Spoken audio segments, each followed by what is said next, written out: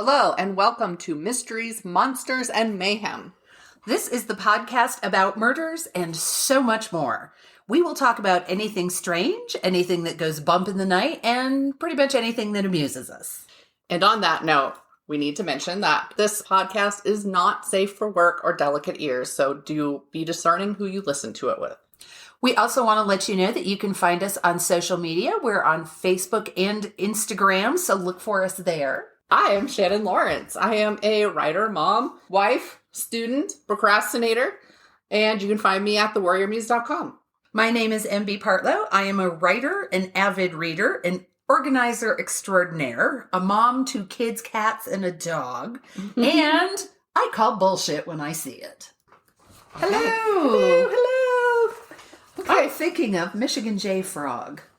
Oh, hello, man. Yes. Yeah, I loved that damn frog in those cartoons. Yes. Especially the big one where it's all about the construction in the box and you get shut in it. Yeah. That's the best. Now, I bet our listeners feel like they've come in the middle of a conversation. Nope.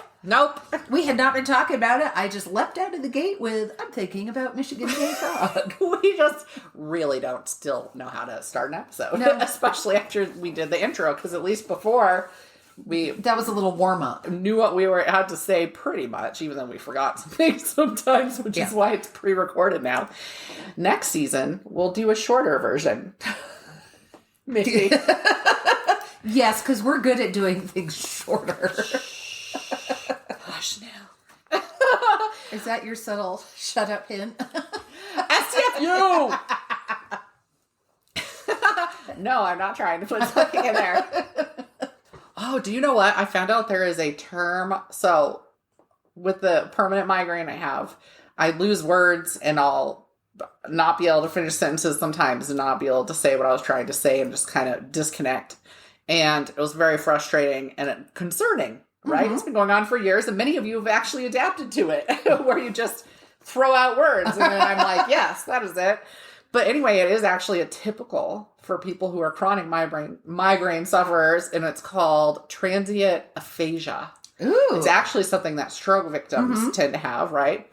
And there's two different parts of your brain. I even figured out what part of my brain that the specific one I usually get is impacting, and it's because, so when you have migraine, it's actually people with migraine with aura have it, and of course my aura is permanent because my migraine is permanent, so I always have this visual thing happening. But it's because that aura is caused by an electric current that's going through your brain, which is fascinating. There's a whole thing about how that works. The few times I've had migraines, I have the so visual there's an thing electric first. signal, yeah. It's basically this current. And it's so lost. That also hits that part of your brain. It hits one of those two places. So that's what causes the aphasia. And it also is probably why, because when the migraine gets bad, I slur speech and I do all that. I actually get stroke symptoms, basically. And it's that. So anyway, I don't know. It's just, I've had this migraine for 12 years now. My God, your migraine is a tween. It is. It's the same age as, it's about a year younger than my daughter. That's how I remember how long I've had it. Yeah. So, and when you get a word for something or a hey, everybody else deals, or not everybody, but a lot of other people have this issue too. It's not just you, because I was concerned because they say people who have, well, I forgot what I was going to say. See, there's some aphasia for you right there. But anyway, yeah, it's nice to have answers. It is. And I found an answer. Like, yay! Even a small one is welcome. It is. Like, hey, that's what I was going to say, is that they have shown by doing scans later and comparing them, because I had to do an MRI at the beginning to make sure there wasn't a tumor, because they didn't know what was going on. That's where they stopped trying to figure out what was going on. They're like, it's not a tumor. It's not a tumor. So, but that they have found that there are lesions and permanent brain damage for people who even just have chronic. Oh, so it is clear from the fact that I have this aphasia, even when I'm not having, say, an elevated migraine, that I probably have lesions on my brain. But, I was like, but wait, there's an answer to this, and it's transient. It's not permanent. I think we should have named the podcast, It's Not a Tumor. It's not a tumor. And then we could have just put his voice saying that at the very beginning. That could be our whole intro. Because that wouldn't have been any kind of copyright infringement. Absolutely not. I would just say it. It's not. We'll just say it together like we did.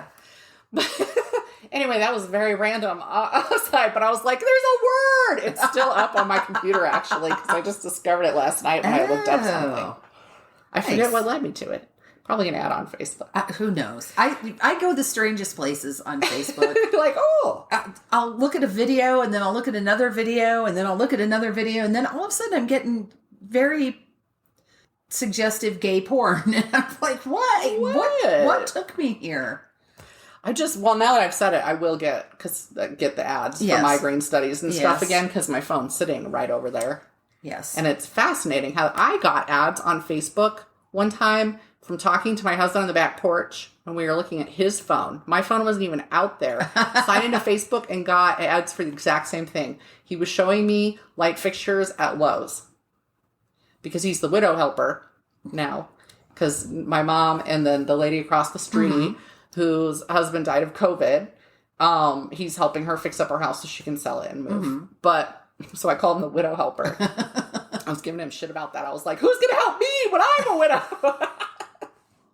But anyway, he was talking about light fixtures at Lowe's, and Lowe's and behold, I went on Facebook. That's bad. It was really bad. That was really I went on bad. Facebook, and there was a Lowe's light fixture ad on my Facebook, and my phone and computer had not been out there. So how in the hell did it translate from his phone? Big brother. It's freaky. It is. It's very freaky. It's why also we have an Alexa, because I'm like, listen, we're already being listened to on our phone. Shut the fuck up. People are always like, why do you have an Alexa or whatever from this? Don't you know they're listening to it? And I was like, yeah. Don't you know they're listening on your phone? Well, I know some people do. I don't order things on Alexa. I don't shop on Alexa. I don't either. I listen to music. I get the weather. I keep a shopping list because anybody can walk by and go, hey, Alexa, put butter on the shopping list. I tried to do that, and then it wouldn't. Anyway, I didn't figure it out. And Alexa cannot tell the difference between my voice and Nikki's about half the time. Have a good day, Nikki. Like, is Nikki here? She was in college. Where do you see her? Do you know, does she need me? Is she in trouble? Oh, no. Yeah, because that's what she wants, me galloping in. Alexa said you needed my help. Mom. She'd be like, fuck off. Rude, Nikki. She's like, I didn't even do anything. I'm not even there. Right? Jesus Christ. No, it's Judy Christ. Jesus H. Cristo. Did I tell you about the guy who was talking about Judaism? Oh, no. He pronounced it so hard, Judaism, that Lucy and I were all, Judy H. Christ. I always just say, holy Caucasian Jesus. Yeah. That's mine. This was the biggest, goofiest waiter ever. It's in a place in Great Bend. He was very friendly and very nice, but oh my God, was he goofy. And yeah. So I had ordered something and he said, what kind do you want? What do you want for your topping? And I said, what do you like? And he goes, oh, I get this and this. And I said, it was rice bowl. And he said, oh, I get it with, I had mango and teriyaki sauce to it with the chicken. I said, oh, I'll have that. And he goes, oh, that's not actually on the menu. Oh. I said, well, go see if you can make that happen because it sounds really good. That's what I want now. Wait. Go try. So he did. Nice. Because they make it for him. I said, tell him to put it on the menu because it is delicious. I had something last night called a Cujo burger, but I hadn't planned on talking about it till you just said what you said. Where? That's what I was leading up to. It might be Townhouse something. In Manitou, the Townhouse Lounge? Yes, yay! Okay, so there's something called a Cujo chicken sandwich. And what it is a mix of teriyaki and hot sauce. Mm-hmm. And then cream cheese, which I'm surprised you didn't just shudder at that. Internally, I'm going, on a breaded chicken sandwich. It was actually really good, but there wasn't enough sauce. So next time I order it, I would order it with extra sauce. But anyway, we've tried. That's not the first time we've been there. That's good. Because they have I haven't been there in probably. Well, it's good because they have a big patio. But the Cujo thing, good. I will confess, I tend to avoid Manitou in the summer. I do as well. But since Boychild was working there, I can say it because he's not anymore. at their penny arcade. We went to Kata's last paycheck and just hang out at the arcade yesterday and wander around. And we went to Solace, Salas, because they do like bath bombs and stuff with essential oils. And they actually have moisturizers in the bath bombs. So you get out and they're all soft and you smell yummy. So anyway, we go there and I got a face sponge that's made out of some vegetable root. Some Japanese vegetable root, but it feels really good on my face and I'm totally using it. But anyway, so we ate there because it was friendly for the kids. It was really good. And what's funny is because we were picking him up 4 days a week or whatever, we also tried Hell's Kitchen pizza. How was it? Oh my God, it's good. It's New York pizza, so it's like the flat, big slices. Yes. And they have some really good deals there if you just go by yourself, even so like you can get a slice. Nice. I do like that. But it was really good. The sauce is good. It's always nice and garlicky with those kinds of pizza. There's not as much cheese as there are in other kinds of pizza. I know. And I need to branch out. I need new pizza You should try Hell's Kitchen, but I will tell you, not in summer. No. Jaffa waited forever just to get up there, and we'd pre-ordered it because there's a billion tourists in Manitou. There are, and I just don't like people that much. No, that's the thing. I was like, I actually really like Manitou. Like, for years, I was like, ugh, Manitou. But I like it. I just don't like it when it's flooded with tourists.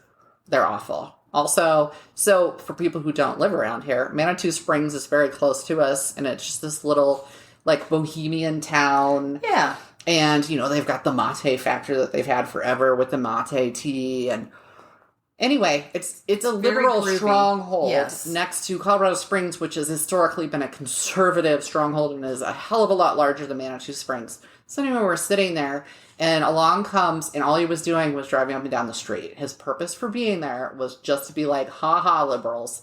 Anyways, a dude and a wife beater in a giant pickup truck came driving up and went around the roundabout and drove out, and with all the Trump flags. And there's new ones that I hadn't seen before. I mean, creativity. But he drove through there, and I was like, has he gotten the memo about Manitou? This is not his home. Well, we drove by places, and we'd see, the flags and the signs still up, and every time I did, I just pointed and went, ha ha. Yeah. I mean, not to get political, but my concern has been the cult-like mentality that's come with that. Yes. And I did to see that Bernie supporters were getting very close to that kind of cult behavior. So had he been elected, we might have seen the same thing. I don't know, but less mean-spirited. Well, maybe. But I was very concerned. I don't know if there's ever been a cult following for any type of president or politician like that before. It didn't even happen with Obama, who was a whole new thing. And so that's what freaks me out about it. Just, it's my personal, like, psychological interest in what led to it getting like this.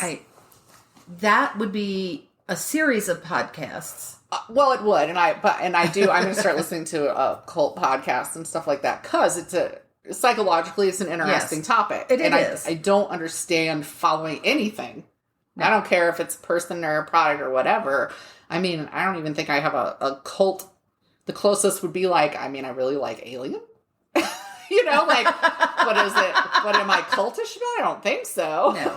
So, I've never had an addictive personality too, and I wonder if they're connected. Oh, that's I don't know. See, just random thoughts that have nothing to do with anything. So, for me, you get Michigan J. Frog. From Shannon, you get thoughtful discourse on cult behavior. And addiction. You're welcome. But anyway, moving past anything political or cult related, I guess. Okay. What have you watched lately? Not a damn thing. You've been traveling. I've been traveling, but I have been reading. Can I talk about some of the books? Or do you know? Oh, yeah, you can. But I'm going to talk about what I watched. Okay. After. Okay. God. I think you should. What have you read? What have I read? What haven't I read? Oh my God. I was like shotgunning horror novels. Ooh. Not all the ones I'm going to talk about are horror novels, but some of them are. So I read, this was a while ago and I forgot to mention it. I read The Goodbye Man by Jeffrey Deaver. Oh, yeah. This is probably the only Jeffrey Deaver book I've ever read that I didn't love. Oh. Now, I didn't dislike it. It's just something about the main character I just didn't connect with. And it's really interesting because it's this guy who locates people. Mm-hmm. He's not actually a skip tracer. He doesn't apprehend them, but he tracks them down. And he's looking for these two kids who are accused of shooting at a janitor at a church. Turns out they didn't do it. That gets cleared up. But when he finds these two kids, and they're like 18, 19 years old, one of them looks at and he finds them out in the mountains, and he's worried because he's let the sheriff know that they're there, and he can tell from the way the sheriff and his men are reacting that this is going to not end well for these two kids. So when he confronts them and he's trying to take them out of the situation, the one kid just looks at him and smiles and walks off a cliff. And it's like, whoa, there was no threat. They weren't fighting. He just smiles. He's happy to walk off this cliff. So what turns out is the two young men had been involved in a cult, which comes back to cults. Woohoo! Look at me. It was advertised as grief therapy, grief counseling, if you've lost someone. So they got people in there. And so he infiltrates the cult and, saves the day. So it was not a bad book. It just, I don't know. For some reason, I had a really difficult time connecting with the main character. And that's really unusual because I love Jeffrey Deaver's work. Yeah. I even read his James Bond novel and liked it. I did too. It was, and he's a wonderful gentleman of a man. He is an awesome human being. He is. I haven't read that one. I'd heard of it, but yeah, his Lincoln Rhyme. I came to it after the movie with Denzel Washington, and I do remember being shocked. Like, oh, Lincoln Rhyme is white. He's white and blonde, I think. But yeah, there were really good book series. But no, I haven't read that one yet. And I read something that you read. What? The Psycho Hose Beast from Outer Space. Yay! That was such a good book. Isn't it fun? It's Canadian. Uh-huh. And when I was in New York, I got Timbits. I went to Tim Hortons and got Timbits. Which are donut holes. But, but I hear about Timmy's all the... Yes. Timmy. So it was just so very Canadian. I loved it. But there were a few words I had to look up. I'm like, what the fuck is that? There was something they were eating, and I was like, I don't know what that is. Huh. I can't remember what it was, but I did look up a couple of things. But it was a really fun and really fast paced, and for all that it's a horror novel, had a real believable cadence and pace, and it did, and it has a little tongue in cheek at places. Yes, that's the guy who writes it is like that C.D. Gallant King, right? Yes, I know him through blogging. So yes, good guy. So have you read anything? I do have one more. I have. Guess what? What? As you throw out horror. What did you read? I read two books that I'm going to mention. Smitten with Croissants by Ellen Jacobson, who I also know through blogging. And so she does this series. It's a cute little romance. Oh, okay. Right? And each one is set in a different country. So this one was in France. Ooh. The first one I read by her, I think, was in Italy. And what she does is it's a collective group of characters, kind of like Jenny Martz does. Mm-hmm. But each book is a different character then. Oh, okay. And so they kind of connect in some ways, maybe. And so I wasn't paying that much attention to it because I read the first one a while back.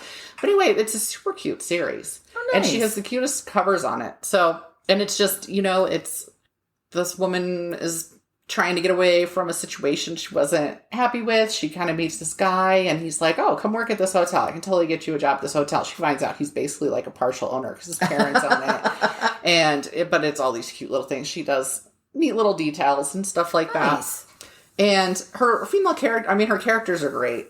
They're not idiots. They're not pushovers. They're, And then I also read Life Underwater by somebody that you and I both know and who listens to the podcast. And that's Jeff Wood. Oh. It was an old one. I was actually looking up because he has a new one out that I think is post-apocalyptic and it's Fuck, Marry, Kill. I haven't read that one yet, but I saw this and I was like, this sounds interesting. I don't think I've ever heard him mention it. I don't know. So he has this lovely literary style of writing, and this was really pretty much like a literary, this woman she kind of disappeared on her husband. She realized that things weren't what she wanted them to be. And she's living in this motel that's in the middle of nowhere. There's a kind of oasis near this big highway that she ultimately gets a job at. But it's just this examination of what she's done. And she gets involved with these interesting characters who everybody's going to be at this motel. There's a few of them that are like long-term tenants there, right? Okay. who have been brought there by different circumstances, just so like her neighbor, she hears them fighting all the time. The husband's in a wheelchair. The woman has bruises, they drink, and the woman is the one with a job and she leaves. And so you're experiencing all this, and she meets this homeless guy that sits by the donut store, and he has this major discourse on, big things in life, and he has this notebook that he makes notes in and draws in, and it's how they all become connected. So it's just this really lovely, peaceful book. Yeah. I'll have to check it out. It's good. Because the other one I read, complete opposite, do a 180. It's called Dracula's, and it's written by 4 guys, Crouch, Conrath, Strand, and Wilson. Oh. Pretty well known. Like they wrote it together, or there's 4 novellas? No, they wrote it together. Oh. And it's a very short period of time. It might be one night. That's right. He's been advertising that one lately. But it's an older book. It's been out for a while. Yeah. So what happens is you open and there's this old man, and he's in ill health, failing health, has a live-in health care, and he also has a live-in, I want to say archaeologist, but that's not exactly what she is, who he's had studying this head is found, this skull is found in like Romania, and it has these elongated teeth, and everybody's like, well, this doesn't belong in the fossil record. So he's got her researching it. So he's this research assistant. Well, he buys the skull, and I'm not giving anything away because this all happens like right up front in the beginning of the book. And so he takes it out of the box, and he's looking at it, and she's talking about it, and they're, examining this really old skull, and he opens the jaw and closes them on his own throat. Of course, starts having convulsions, and they call the ambulance, and he goes to the hospital, and the hospital is where the whole story takes place. And you have these different characters who are at the hospital for different reasons. One is there's him, there's this personal nurse, there's the nurse's ex-husband, there's the research assistant, there's the guy she's been dating, there's a little girl who got her braces stuck on a clown's wrist. She was having a birthday party. Was it his wrist or his nose? Or there was a birthday party, and she squeezed his nose, and it made the water come out of the flower in his lapel. So she bit him, and the braces are stuck in his, So once they get to the hospital, the man who basically bit himself with a skull begins to change. And then, of course, it's a bloodborne pathogen in effect. And there's the head of the hospital, the head surgeon. It's just all these different characters, and it's from all their different points of view. And like I said, it's a very short time frame. I think this happens like in the afternoon, and it maybe goes through sunrise the next day. So It is a very intense, very fast paced. There's nothing literary and beautiful and calm about it. And it is, I will say, I enjoyed the book, but it's really, really graphic. Ooh. Right? You might like it. Yeah. Well, I probably would. I'm a Strand fan at the very least. So. Yes. Yeah. Okay, so what'd you watch? Okay. So first of all, have I sold you on happy endings yet? No. Oh my God.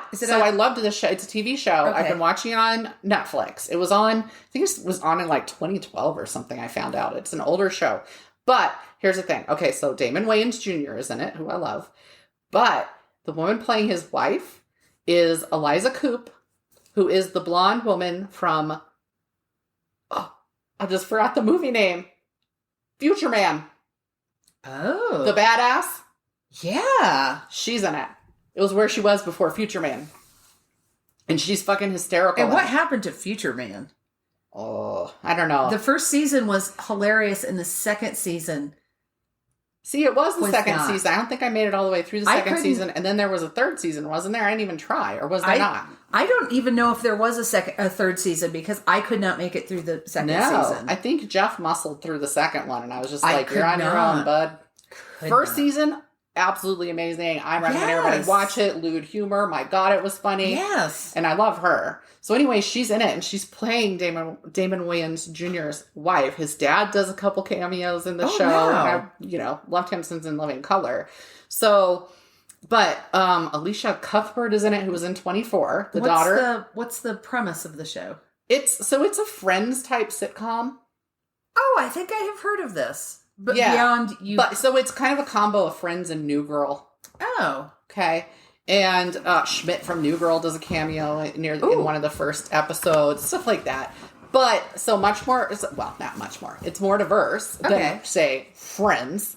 There's one of the, I looked him up trying to figure what I'd seen him in because I already kind of knew of him and was amused by him. But anyway, one of the people, and they're not all living in the same apartment. And it's not like two across, it's not Friends. Right. But they live around this city and they get together a lot. And one of them, they have like the gay male friend, and that dude is fucking hysterical. He's Jewish, and watching it, I started picking up like the way he talks. It's like, I don't even know what city, like Chicago Jewish or something. I don't know. And you'll see, like you watch it, totally gonna pick that up. I'll be talking like that too. Yeah. So anyway, it's just funny. And it's a little more out there than say Friends that would have reeled it in a little bit more because it kind of started, that. I will check it out. I binge watched it. It was one of those things that popped up on Netflix and I was like, I'll give it a try. As soon as I get time to watch TV again. Oh my God, it's so good though. You'll binge watch it. Okay. It's funny and it's fairly short. I don't know if they're half-hour episodes or what. I didn't pay attention. Like that's how good it was. Like I would watch like 10 episodes and be like, oh shit, I should go to bed. Because I try and watch a sitcom at night before I go to sleep, so I'm not having to think on anything after classwork. That's usually that is the space that Golden Girls occupies. Yeah. I had recommended it like multiple times on Facebook at this point. I'm like, you guys watch it. And then when I post, people are like, oh my God, I've been watching that too. I really like it. And people are like, I watched it when it was on and I was so sad when it got canceled. I think it's only like 3 seasons or something. Oh, wow. Okay. But it's super good and it's super funny. And it had me laughing so hard sometimes. Right? And I usually, you watch a sitcom, you don't laugh. No. Out loud. No. You're like, you're amused in your head. But it does not compute. Yes. So anyway, that. And again, that's on Netflix. And then I watched a couple movies. So one of them, I'm going to do a light one and a heavier one. Okay. I watched one called MFA. And it stars Francesca Eastwood, who is Eastwood's daughter. He has like 8 kids. I didn't even know. Anyway, she was a good actress. So MFA, I think, is referring to like Masters of Fine Arts. She's in college and she's an artist. And she ends up a victim of rape. Mm-hmm. Basically, kind of a date rape dorm room type thing. At a party. And she goes and she confronts the dude and she says, I want an apology. I want you to admit what you did to me. And he's yelling, I don't know what you're talking about. You liked it. Yada, yada, And he gets physical with her and she shoves him. He falls over a banister. He dies. She kills her rapist. And then she realizes that not only is this inspiring her art, which she's been kind of locked on, which, that's a standard trope, but it was very satisfying. And there's a case that's rather famous nearby, and it's 3 like football stars who not only got away with raping another college student, but they caught it all on film and still got off. They filmed themselves. I should probably watch my wording there. Anyway, they filmed themselves raping her, and because they managed to make the argument that no, it wasn't a rape. She was somebody who wanted a gangbang and then went back on it later. But you can see they show the video. I will say that it's very graphic. I previously recommended A Promising Young Woman. Right. And that one doesn't show any rapes. And in fact, you basically suspect what led up to it for most of the film. This one is more graphic. You do see the video and you do see the rape of the main character. So just to put that out there, because I know there are some people who are then not going to want to watch it. It's actually a well-done film. I had a conversation with somebody on Facebook about it, that they actually kind of preferred it over A Promising Young Woman too, because I thought that's what A Promising Young Woman is going to be about, was like this revenge. Okay. So she goes after each of these football players individually, and she's just killing people's rapists. I mean, that's and she's getting herself in trouble, but she's also excelling at her art, and she gets asked to be like a speaker, and there's a detective investigating her. It's intense, but it is a good film. And I actually felt the ending was a little more satisfying. There's not going to be a happy ending for a movie like this, just to say. Was it on Netflix? So I had rented it, but it is on Vudu and Amazon Prime. Because somebody looked that up and let me know. So anyway, it's very serious. But it's a good film. And I'm not sure what else Francesca Isla has been in, but she was good. Anyway, and then the other one I watched, this one killed my talking for days. In fact, you can still hear it seeping out, I'm sure. But so I watched Barb and Star go to Vista Del Mar. Did you? How was it? Oh my God. I actually, again, laughed out loud. I finished it last night because my internet went down when I started watching it. So I watched half. So it's Kristen Wiig, and I actually don't know the other woman's name. I wanted to watch that when it first came out. It was like on Amazon Prime. So when it first came out, they wanted you to pay like $25. Oh, really? Extra. I watched it on Hulu. See, I would now watch it on Hulu. Watch it, yeah. Barb and Star. Barb and Star go to Vista Del Mar. And they talk like that the whole fucking time. Okay. Like I went, you want me to go in the ocean, but where the currents are? And she's in those. She's all, you guys, currents! There's currents coming. It's patently absurd. It's the dumbest fucking movie. Kristen Wiig is both the villain and then I don't remember if she's Barb or Star. It's not important. Jamie Dornan, I think his name is, from the Grey movies, the mommy porn movies. And he was in like a really good crime show in the UK, maybe, with Gillian Anderson. Yes. That one was really good. He was the rapist and murderer in that one, though.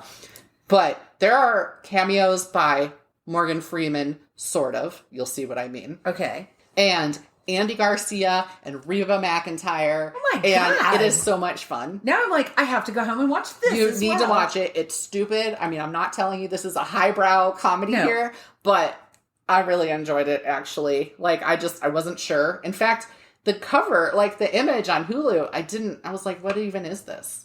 And I avoided it for a while. And then I was like, well, let me click on this and see, because it kept popping up, And eventually they can convince me to at least look at something when they do that. And that's how I came to Letterkenny. Oh, It kept coming up as an ad. I finally clicked on it and was like, well, fine. Yeah, I liked it. See what it is. I was laughing just last night at some things, which was good. I should have watched it in reverse, because then I watched a show I've already talked about on here called Never Have I Ever, which stars an Indian teenager, and her dad dies at the beginning. Last night, so usually it's a pretty funny show. John McEnroe is the narrator, and he's John McEnroe as the narrator. Okay? There's profanity. He said something about, she ends up lying about, she lies kind of backwardly, as in people assume she had sex with this guy that she likes, and she does not disabuse them of it. And it becomes a big thing, obviously, in the plot.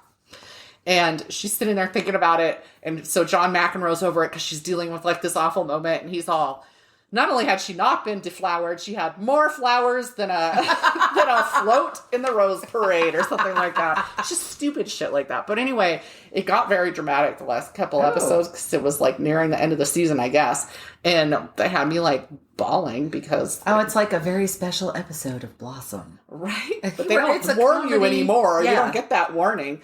And I mean, there was still funny stuff in it, and there was sweet stuff. But yeah, I should have watched in the reverse, because then I went to bed like... tear swollen, because it was her dad's birthday had rolled around, and like the mom, it was this whole thing. The mom was like, we should scatter his ashes, and she was like, I'm not ready. So it was all that shit. Oh God, right? And I was like, ugh. Yeah. So, all right, shall we get down to it? Do it. You're first. I am. Here we go. This is for affiliate stuff. Yes. So, and it's Buzzsprout, which is awesome, because that's who we use. Buzzsprout does the podcast. They're a podcast host. They get it out to people. They actually have all this training. They really do make it very easy. For real, though. I have used them for so much stuff, just setting this up. They have digital mastering, which we just started using, so hopefully you're seeing the fruits of that. because I'm a layperson. Everything I'm doing, I've learned from them. But like editing and stuff like that, I just don't have the time to learn how to do the really deep stuff. Yeah. There will be a link in our show notes at any time. What happens is if you click on that link, say if you wanted to start a podcast and you're interested in checking all this out and you wanted to sign up, you could actually give us a little kickback. It's just a little tiny one, but it helps. It basically will pay for a month of what we're paying for right now just to do this. And you would get, after your second paid invoice, a $20 Amazon gift card. So you support the show. And you also, with a paid plan, get some money for Amazon. And it's win-win, especially with Buzzsprout. Yeah. And that's just at buzzsprout.com. One thing I really like, because we both get them, they send you so many encouraging emails. Oh, yeah. They tell you, you've had your 25th download. Can we get it? And it's a little image with the reward. Yeah. It's so supportive and nice and friendly. They're fantastic. They make it so easy. They are all about helping you succeed. It's amazing. Yes. So it's awesome. And it's really inexpensive. Yay. Yay. I'm going to talk about the Colonial Parkway Murders. Woohoo! Because I drove through Virginia. So and you were like, oh, I'm just going to do some Virginia. I'm just going to do... Hey, I also drove through a very tiny part of Maryland. They're not... Maybe I'll get to them.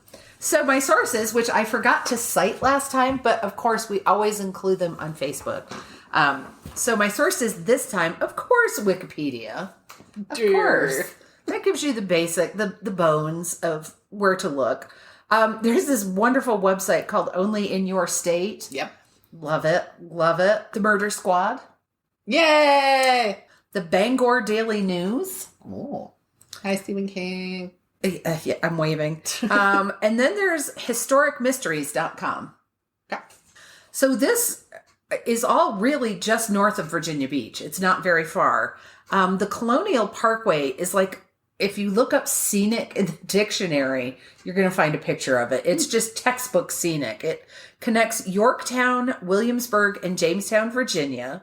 The parkway is actually part of the National Park System. So it's constructed to avoid seeing commerce from the road. It. Right? No semi-trucks are allowed. Speed limits are 35 to 45 miles an hour. I like that part. There's lots of scenic pull-offs with scenic overviews, stuff like that. It meanders is what it does. All right. It's used for sightseeing. It's not a quick connection, and it doesn't even have lane markings. So I'm like, that sounds like where I grew up. So you're like, okay, I don't trust enchanted. other people enough in cars these days. So obviously there's tons and tons of history with this part of our country. And I'm not a historian, so I'm not going to talk about that. Dude, you straight up absorbed that shit when you lived there, right? Like, I lived in Maryland, and it was like, I know more about the Civil War. So unless you want to talk about axe murders or poisonings, I'm not a historian. I don't, I have people in my household who are. That is not me. But when weird shit happens at Waffle House, I'm all about it. Yeah. I'm there. all about it. So I'm not going to talk about colonial times. You can have a new career as a Waffle House historian. Write a book. I wanted to write a book. You're supposed to write it. I even gave you titles. but mine's fiction. Yours needs to be nonfiction about shit that happens at Waffle House. I wanted to do a piece about things that happen at Tim Hortons, but it's just not weird enough. No. I mean, people rob them. Yeah. But so. No. There was a guy who filmed his coworkers going to the bathroom for 2 years. In a Tim Hortons. No. And people were like, ew, why? Every once in a while, I hear one of those stories and I'm like, I should really be checking toilets, like, before I go to the bathroom in public. Because, it's happened in a variety of ways. And I'm like, I never remember to check. I will check them for all things, but not for that. Now I've given you something new to worry about. Thank you. You're welcome. I already grew up we weren't allowed to go to the bathroom alone at my lovely ghetto school in Maryland. And so you had to go in groups, and it took me probably 2 decades to get to the point where I didn't have to check every single stall for people first, because that's what we were told to do in elementary school. You had to check if there's a person, turn and run. Like if there's a man in the bathroom, then you run. So my habit was always in public restrooms, walk down the line and open every single door, like stand back and open so that you're ready to run. Wow. That's the part of the... When I relate these traumas from childhood, do people understand me better? Yes. Perhaps. So, we're getting out of the bathroom. We're not going to talk about colonial times. We're going to talk about the 80s. Yay! This is when the Parkway murders took place. Although I am going to speculate if all of these are indeed related or not. I don't... Well, we'll get to that. It's fascinating, like, when you look into something that's a bunch of shootings like that, how many, like, that there's random ones that aren't part of it. Yeah, there's one that I think should be a part of it, and there's some that I don't think are... Yeah. So... But how many... It's like, I had no idea that many random shootings were happening. Right? So the first two known victims are Kathleen Thomas, who's 27, and Rebecca Ann Dowski, 21, who was a college senior. And they were also a couple. Which at that period in time, people were still kind of keeping that quiet. Down low. Yeah. On October 12th, 1986, their bodies were found in Thomas's car in the Cheatham Annex Overlook in Williamsburg, where it had been pushed over an embankment. You can't see me, I'm gesturing at what that would look Her like. hand just went right over the embankment, you guys. An examination of the bodies turned up rope burns on their necks and wrists, signs of strangulation. Throats had been slashed, and diesel fuel had been poured on the bodies and on the car, but for whatever reason, it never ignited. I don't know what happened there. To me, that sounds like a lot of anger. To strangle someone and slash their throat and set them on fire. That's a lot of anger. That's all the methods. Yeah. Except for perhaps we don't know they poisoned them at one point.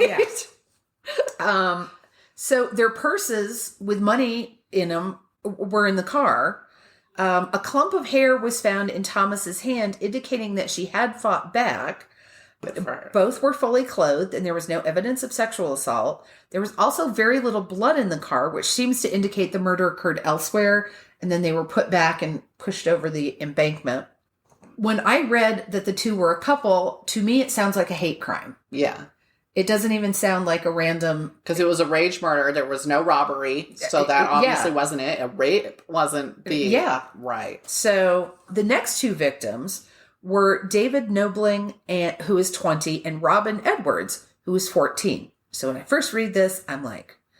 What? Well, because Robin could be a boy's name or a girl's name. So I was trying to give David the benefit of the doubt, but no. Well, but even if it was a young... boy, that wouldn't be any. Well, they could be fishing. I mean, they were on the river.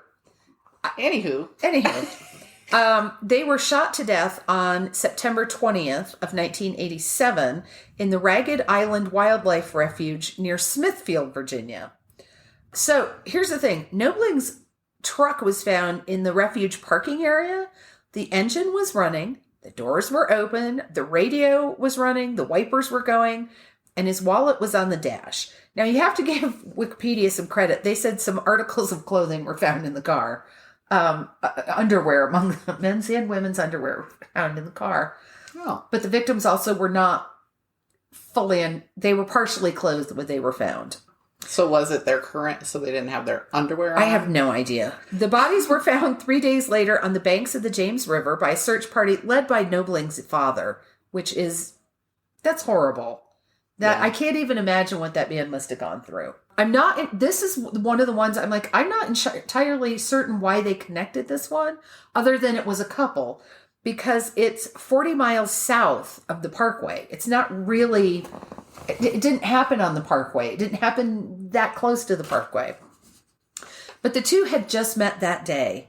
Both had been shot in the head, and Nobling had additional gunshot wounds in his shoulders. Both were partially clothed, and despite the fact that she was 14 and he had a pregnant girlfriend, seemed to be, from the investigation, it seemed to be fairly clear that the two were having a sexual relationship. Mm.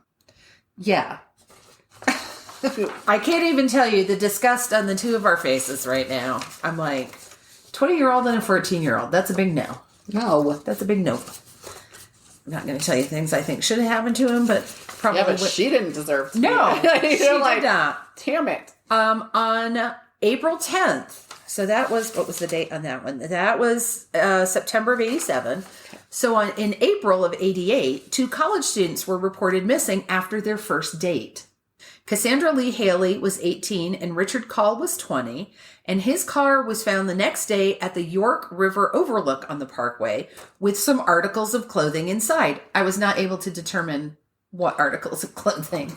So what's interesting is this person or persons started going after couples. If you're not just shooting them through the windshield like Zodiac, for example. Right. Tends to be something you work your way up to because subduing one victim is hard enough. Subduing 2 victims. Yes. Obviously, they're being coaxed out of the car somehow. Like the car was running. This is going to... Yeah. Okay. Sorry. That'll come back around. So searchers used dogs and helicopters, and they dragged the York River because the investigators thought they might have decided to go swimming. And I'm like, April in Virginia is really... You're getting some nice days, but they thought they might have gone swimming and drowned and the body's been swept away. But the thing is, neither has been heard from or seen ever again, and they are presumed dead. Okay. So there aren't any bodies to compare how they were killed. And they don't know. They don't have any clue what happened to them. And they did search for bodies. Okay. So that was April of 88. In September, we're back to September of 1989, 18-year-old Anna Maria Phelps and 21-year-old Daniel Lauer disappeared while on their way to Virginia Beach. Phelps was living with Lauer's brother, and I believe they were actually engaged. Lauer's car was found in the New Kent rest area off I-64, which is between Williamsburg and Richmond, approximately 30 miles north of the Parkway. So again, I'm like, but here was the thing. The keys were still in the ignition. It was headed away from Virginia Beach, which was their destination. It was headed westbound instead of eastbound. Approximately 6 weeks later, on October 19th, the skeletonized bodies were found by hunters in the woods approximately a mile from where the car was found. The remains were covered by a blanket from his car, from Lauer's car. Mm-hmm. And at least one of the skeletons had knife wounds.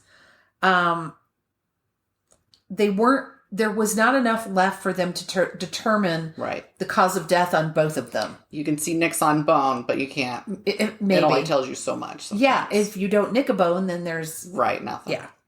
So, in 2010, which is like 20 years later, a handwritten note by Phelps, which was Anna Maria, was found. It was made public. It seems to indicate plans to meet someone in a blue van in that rest area, leading officials to believe that robbery might have been the motive. Okay, listen. In the 80s, I knew as a child, you don't meet somebody in a blue van. Vans were like the big... There was some speculation that Anna Maria and her boyfriend, anyway, if not her boyfriend's brother, were experimenting with drugs. Mm-hmm. Not that they were... Oh, wait, is that... So they were meeting Shaggy. Perhaps, yes. That they may have been... And they weren't into it heavily. They weren't addicts.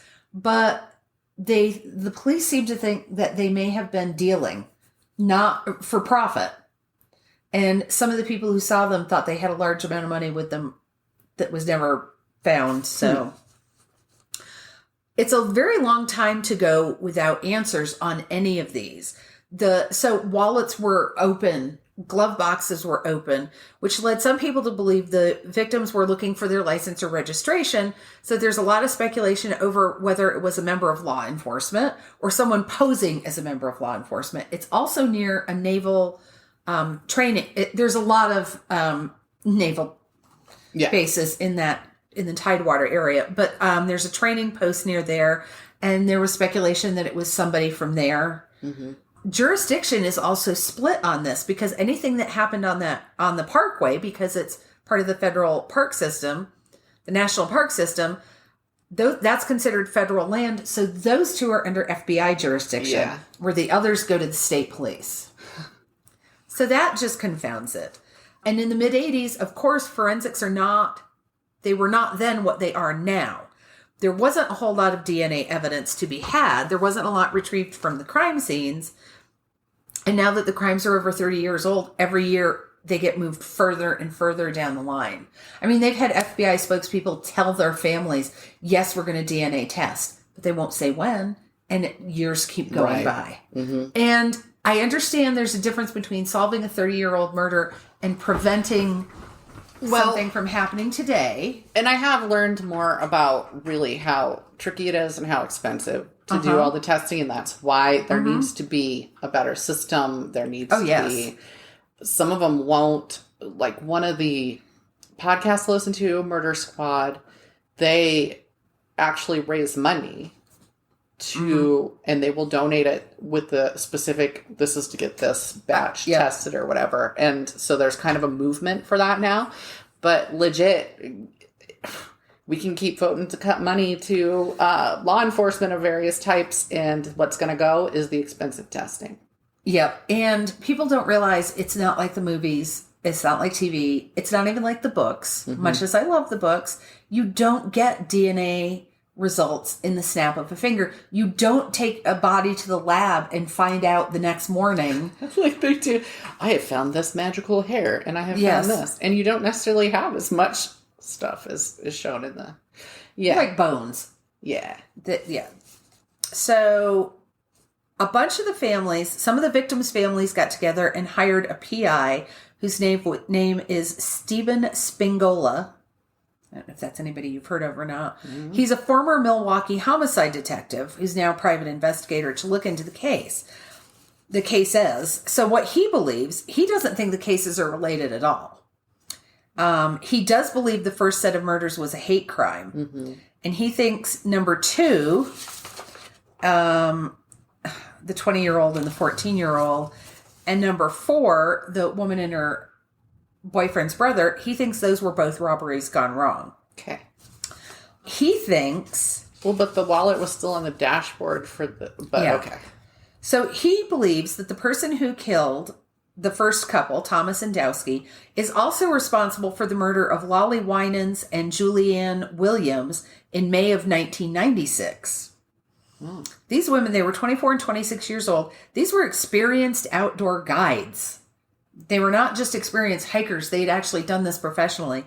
They were hiking in Shenandoah National Park. Yeah. They were going to do the trails. They were going to, one of them was about to start a new job and the other had finished a semester. And this was like a week-long break they were going to take.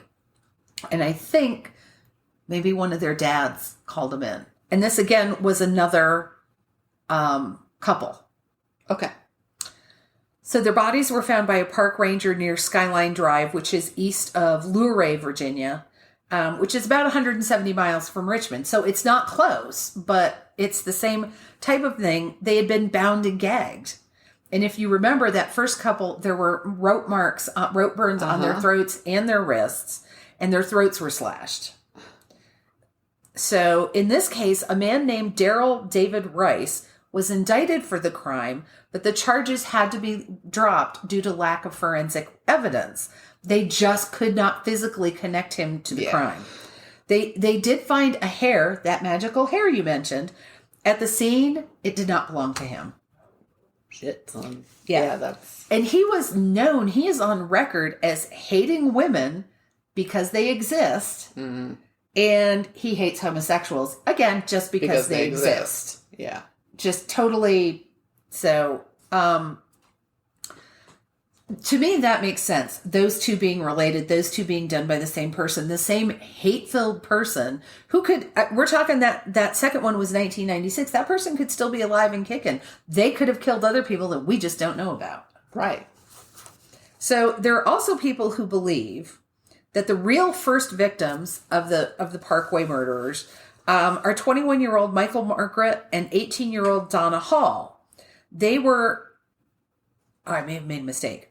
They were high school sweethearts who were engaged and they were planning a camping trip. Because when was this one? I did not even put the date on this. It was a little bit early. It was like a year or two earlier than the first one. Okay. I was living there during some of these. Me too. They were last seen at 11:30 on a Friday night. When they didn't return Sunday evening, they were reported missing. This is the couple. I very much apologize. That was my mistake. This is the couple who they suspected was dealing drugs. Gotcha. Not the woman and her boyfriend's brother. Okay. So my apologies. I don't mean to offend anyone. That was totally my mistake. In this one, a man walking his dog found Mike's Jeep. So they didn't return Sunday evening. He found the Jeep on Tuesday, backed up to the edge of a ravine. He could see the doors were open, the keys were in the ignition, and he could see blood. So he followed the trail that led out of the ravine and found the bodies. And they'd both been stabbed multiple times and had their throats cut. Mike also had defensive wounds. Now, with these two, blood tests showed that they had large amounts of Demerol, which is pain medication, in their system. And I don't know why they made a very big point of saying they cannot tell if this was something they ingested on their own or if they didn't know they were taking it. All right. Like it was in something. Okay. And the medical examiner put their time of death at 1 to 2 a.m. on Saturday morning. And remember, the last time they were seen was 11:30 Friday night. Yeah. So whatever happened, it didn't take long after they left. Mm-hmm. DNA testing of the blood evidence hasn't happened. Wow. So whether or not, so it's really hard to tell because people talk about the Colonial Parkway murders, and I am not a police officer, obviously, and I have never played one on TV, but it is hard to see the connection in some of these. And some of them seem connected in different ways, like the two lesbian couples being murdered with such rage. Yeah. I mean, why? That's the part that bugs me the most, when there is no why. Not that knowing why makes it better, but... No, but humans are more at peace with more information. Yes. Period. And so whatever happens, there are 4 who are officially part of the Colonial Parkway murders, and there are 2 other couples who, for whatever reason, have also died with no answers. Nothing. No DNA testing, no answers. Most of them, no suspects. The other 2 women who were killed in Shenandoah Park, I will say in that one, there's a little bit more documentation. Apparently, the police went to the college that the one had attended and talked to like hundreds of people. The police, because they were trying to eliminate people. And actually, the people at the college were really, really impressed because they said they didn't have any leads and they were trying to eliminate every possibility. And ultimately, nobody at the college was a suspect, but they felt like the police were doing their job and were treating everybody fairly. Okay. I guess I didn't view West Virginia as such a high crime area that they wouldn't be able to get testing done on stuff. This is Virginia. Okay. The other one was West Virginia. Okay. So yeah, you don't think of, because everybody thinks of Northern Virginia right outside of DC. Right. And Maryland is Baltimore too. So. Yes. Boom, and you're squidged right between them sometimes, like I was. And how do you, and it really, the families of the victims are the ones who suffer. Yeah. Because you have to have somebody who has the time and the, it's a word that starts with P, and I'm not going to be able to think what it is because I have whatever you have. Aphasia. The persistence. Yeah. They have to have the time and the persistence and the ability. Not only that, you have to have the ability to communicate with officials in a manner that won't alienate them. Because you can't go in there and be all hot-headed and yelling and pounding on the desk and demanding answers, because all they're going to do is pat you on the hand and show you to the door. Bye-bye. You have to be somebody they are willing to work with. That's why I really appreciate there was a TV show, and see, the problem is there may be a new season, and I really liked the show, but I don't remember what it was called. Look it up on Netflix. But I mean, it was all cold cases, and I respect the people who get into that and pull these files. I mean, Paul Holes was doing it on his own. The guy who is famous now for helping catch the Golden State Killer and leading him in the right direction and everything. He was doing it on his own time. And he was just like, no, nobody told me what cases to do. I went and I found stuff and I pulled it and I investigated cold cases. So, because they want to get people answers. And they can't, there are not enough people like that. Yeah. Cold case investigators to solve all the, even if they can be solved. Like the couple who disappeared. Well, my God, investigating something right at first is hard enough. Trying to find with stranger murders, right? Stranger murders are notorious for being hard to solve. Yes. Because if it's somebody you know, then there's going to be connections in real life that is going to lead you there. But a stranger murder, you're trying to figure out of millions upon millions of people who cross these people's paths, first of all. Yeah. I'm surprised any get solved at all in some of these, you know? Yes. But now you're 20, 30, whatever years later, you're trying to go and track down evidence and talk to people that weren't talked to maybe right the first time or, you know.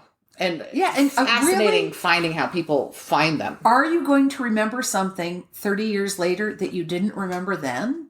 Right. I mean, sometimes. I know that it does happen, but I'm just thinking my memory is not getting better as I age. It's really not. No. So. No. Colonial Parkway Murders. I'm sorry. I hate bringing up a case that has no answers. Yeah. You know, I really like it when you talk about, that's the one thing that's sometimes satisfying when you're talking about a serial killer is because they've been caught. Yeah.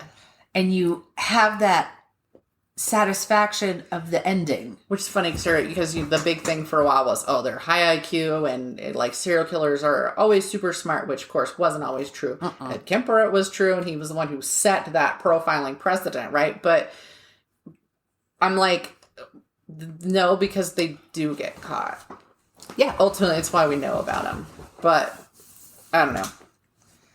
I just read an interesting theory on serial killers that was, they start out, they are often highly organized when they're planning it out. And they have all these safety measures. And if they don't get caught and they don't even come close to getting caught, then the next time they think, well, maybe I didn't need to do all that. And so as time goes by, they let their guard down and they make a mistake. And that's how they get caught.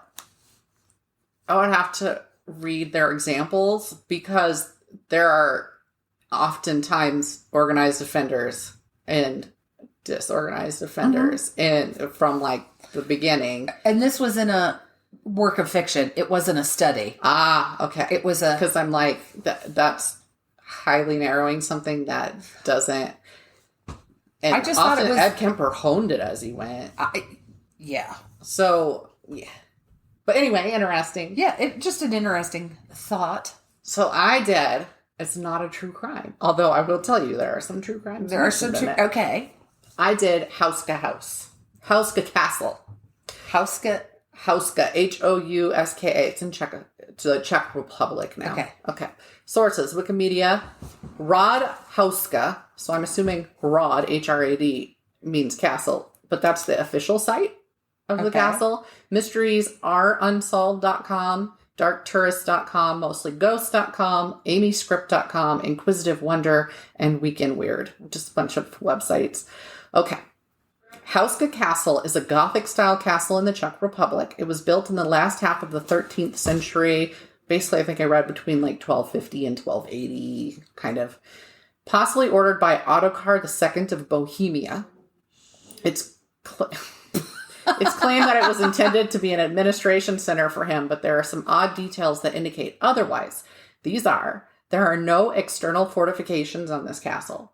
There's no kitchen. There's no water source. There was a cistern to catch rain. Some of the windows are false. It made me think of like the Winchester House. So there are glass panes of windows. When you look at the outside of the castle, you're like, oh, look at all these windows. It's like the bulk of them are actually fake. There's a stone wall behind them. So there's just windows on it. That's odd. Right. It's not on any trade routes. It has no strategic value. It is, in fact, in the middle of nowhere. There's sandstone cliffs, there's forest, there's swamp. So why might the castle have been built in the middle of a swampy forest north of Prague? It's about 30 miles north of Prague. And why were there no occupants for years after it was built? They built it, and then nobody lived there. And then there were big gaps where nobody lived there. Oh. So there was a large hole in the ground that locals considered a gateway to hell. Of course. It was so deep, no one could see the bottom.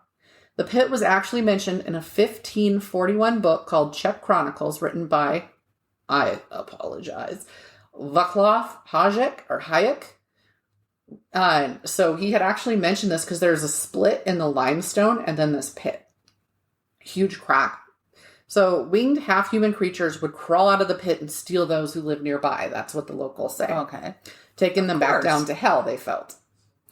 The chapel was built over this hole. So this castle is built over the hole with the chapel inside specifically built to cover up the hole and seal it. It reminds me of that little house you posted the photo of on Facebook, where half the house is hanging off a ledge. Oh my God, yeah. It's said that the walls in the lower level are built as fortifications facing the hole. There's no external fortifications on this castle, which there were on castles when they were built. They were meant to be defensive, right? And defensible. This doesn't have fortifications on the outside. It has them on the inside. And there was something somewhere that said they're pointed, so they're inside around the pit, and then they're pointed toward the internal courtyard too. So I don't know. But I couldn't find more about that to understand what they meant. When the castle was being built, prisoners with death sentences were offered full pardons if they'd allow themselves to be lowered into the hole and report back what they'd seen. The first man to be lowered started screaming and begging them to bring him up. When he reached the top, his hair had turned white. Of course, I knew that. You ready? And he developed wrinkles. That's why I looked at you. Unfortunately, what he'd seen had so disturbed him that he jabbered crazily, could not give them any answers, wasn't able to say what he'd seen. He was put in an insane asylum and died 2 days later of unknown causes. Who knows? During World War II, the castle was occupied by the Wehrmacht until 1945. It was Nazi occupied. Nice. During that time, the Nazis conducted experiments. Locals felt they were trying to harness the powers of hell in their experiments because the Nazis are well known for being interested in the occult.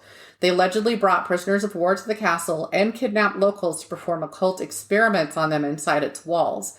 Heinrich Himmler, the SS chief, was said to have stored some of his books on the occult at Houska. There's a possibility that even Hitler attended secret ceremonies there because it was felt they were having these ceremonies, and he was known to maybe take part in some of them. After the war, when the castle changed hands, the first owner remains of the three murdered German soldiers were discovered. They'd been shot in the inner courtyard. Nobody knows why they were shot and left behind like that. The Swedish army also controlled the castle for a time during the 30 Years' War. Commander Oranto, a notorious murderer, plunderer, and rapist. He actually was so sadistic, he encouraged his men to rape and hurt people in any way they could during, attacks, wartime battles. Made it his headquarters for a time, supposedly sacrificing animals in his journey to harness the paranormal powers existing there. So the thing is, word had gotten out. People knew about this mouth to hell or whatever. Like his Nazi compatriots, he also experimented on prisoners of war there. Locals reported screams and strange lights in the castle during this time. It was so bad that they paid a couple hunters to murder the man, which they did by shooting him through one of the real windows. And apparently his ghost still rages through the castle. I didn't get a chance to look that up and look this guy up and see if he in fact died in the castle. Yeah. But yeah, they hired 2 hunters, and they were like, you get this much gold if you can kill this dude, because he was so horrible, and they were terrified of him. It has since changed hands many times, as well as had renovations done, including a Renaissance facelift. But people report several specters, as well as the scratching of the winged creatures trying to break through into the chapel. They say they hear scratching underneath the floor. Couldn't be mice. No! Not in the woods! A blonde woman roams the castle at night. Demons fly through the hallways. I mean, it sounds like a Harry Potter school. It kind of does. There are also screams that echo below the flooring. And a headless spirit wanders the courtyard, blood gushing from his stump. I was like, that's great, because usually you hear about the headless ghost, but there's no blood. Yeah. Voices call out in a variety of voices, which is felt to be the prisoners and captives experimented on during various occupations, because the victims would have been from all over. Cars frequently will not start when parked outside the castle. And not to be outdone, the forest surrounding the castle has its own haunts, including a creature that is part frog, part human, and part dog. I could find no illustrations of I that was creature. like, I really want to know. It howls and screams in the woods at night. Several people have claimed to see a chain of hundreds. I didn't understand this one. Chain of hundreds of people being ravaged by dogs. They're all connected to each other by chains. They're being marched toward the castle through the woods. And it said something like they all have disabilities or injuries. Huh. Like they'd been abused. A headless black horse streaks through the woods. A woman named Zdena Vertzalova stayed in the Associated Hunting Lodge there on the property, and upon turning to see what had caused a thump behind her in the lodge, said two shadow figures were crawling toward her, whispering about murder. And then there's, of course, a lady in white. Of course. Yes. Houska Castle is one of the best preserved Gothic castles and is open for tourism. Inside are frescoes, some religious, St. Christopher, the Crucifixion, St. Michael fighting dragons, which stood for evil in the medieval times when they did that.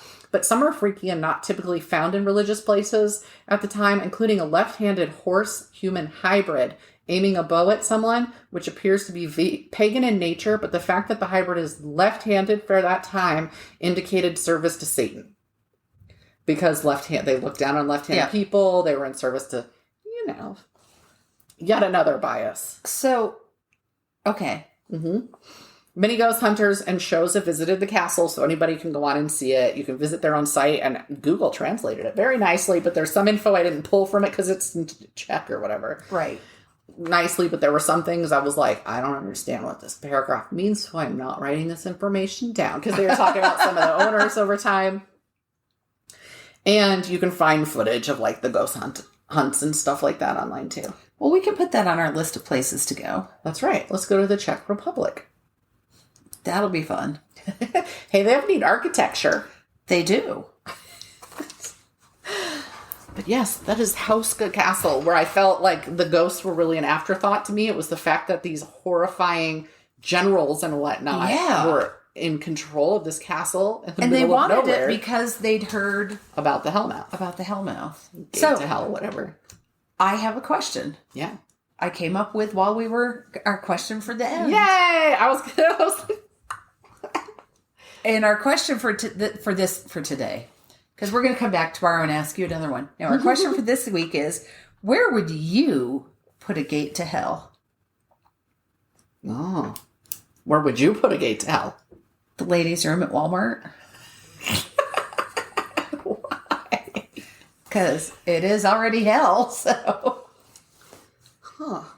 I don't know. There's so many interesting places you could put one. I don't have an answer.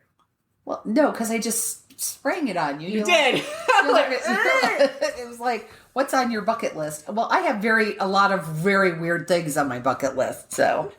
I keep thinking I should make a bucket list, but I haven't yet. Yeah. You want to do something, you go do it. Yeah. Pretty much. I do want to go to Venice, so I guess that would be a bucket list thing, right? But, all right. Well, once again, we did pretty well on time. Yay. So, woo woo. I doubt I can chop off 12 minutes to get it to an hour, but it's all right. All right. So, you guys can answer that question. It'll be posted on Facebook, as usual, on the day you're listening to this, perhaps. It's posted the same day that I post the episode.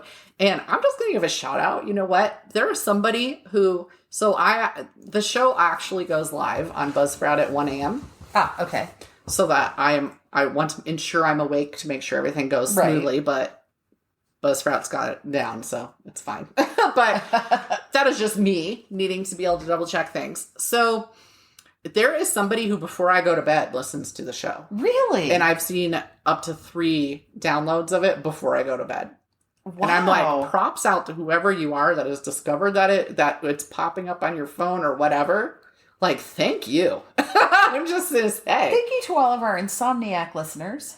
That's right, fellow Insomniacs. But anyway, you can answer, or you can send us stories about whatever. If you visited any neat places like Houska Castle. I don't know why I want to call it Houska House because it starts with house. Because it sounds neat. I don't know. Well, and I had written it down as that. So when I first heard of it, it was just in an ad when I was researching something else for on Ranker or something. And they called it Houska House. And that's why, but it's Houska Castle. So it's been written on my list as house forever. Anyway, our website is mysteriesmonstersmayhem.com. There's a form on there for you to submit your stories to us or submit other stories or just send us random emails about whatever that entertains us. Do it. You can send us an email at mysteriesmonstersmayhem@gmail.com. And we post all our goodies on Facebook and Instagram. All right, you guys. We'll talk to you next week. Thank you for listening. Bye. Bye.